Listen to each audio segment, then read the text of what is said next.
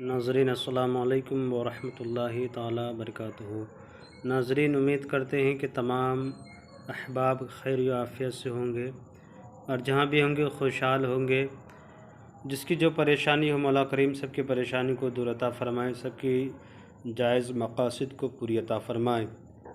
नाज़रीन, ये एक नूरी अमल लेकर के आप लोगों के दरमियान में हम हाज़िर आए हैं। ये बहुत छोटा सा नक्श है और इस नक्श का जो आगाज़ है वो कुरान मजीद की आयतें हैं और कुरान मजीद की कुछ ये वो हरूफ हैं जिसका माने अल्लाह और उसके रसूल के दरमियान की बात है। आज तक इस हरूफ के माने को आज तक किसी ने ना समझा है ना समझ पाया है। और ये जो हरूफ लिखे गए हुए हैं, इन हरूफों में बेशुमार बरकतें हैं और बेशुमार इनमें खूबियाँ जितनी भी की जाए इससे कम नज़र आता है। ये कुरान की आयत मुबारक इसे पाक साफ़ की हालत में लिखें, बावज़ू की हालत में लिखें और जब लिखा करें आप इस नक्शे को तो बावज़ू होकर के किबला रुख बैठ जाएं, तब लिखा करें।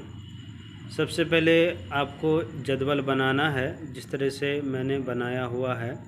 इसकी कोई ख़ास चाल नहीं है, यह आसान सा चाल है। इस तरह से बनाने के बाद जदवल बनाने के बाद सबसे पहले आपको क्या करना है, यह लिखना है काफ हा या आइन स्वाद तोहा। उसके बाद लिखना है हा मीम आइन सीन काफ ता सीन मीम। इस तरह से आपको बना देना है।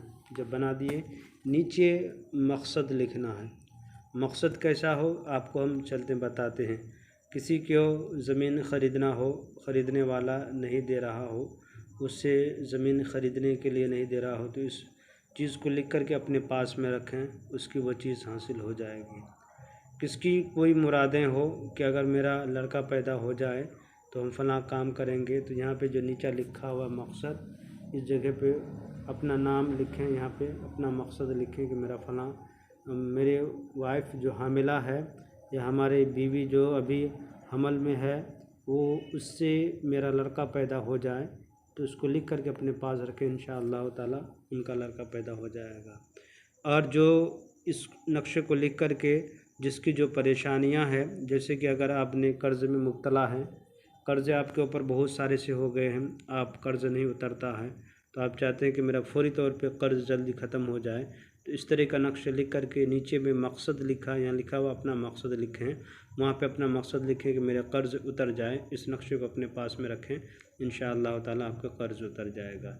इसी तरीके से अगर कोई चीज़ आप अगर किसी मुसीबत में फंस गए हो, अगर कोई आपका चारा नज़र नहीं आता कि हम किस तरह से इस मुसीबत से निकलें, तो अपना मकसद लिखें नीचे में, इंशाअल्लाह ताला आप उस मुसीबत से निजात पा जाएंगे।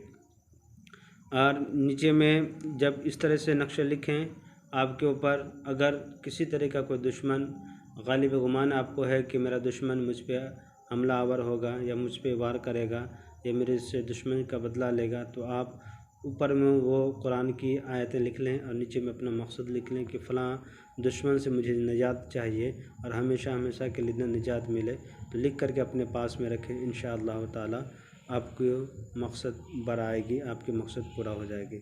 नाज़रीन, जो भी मकसद दुनिया के जितने भी मकसद हैं, आप अपने मकसद को नीचे लिखें, उन हरूफों को आगे लिखें।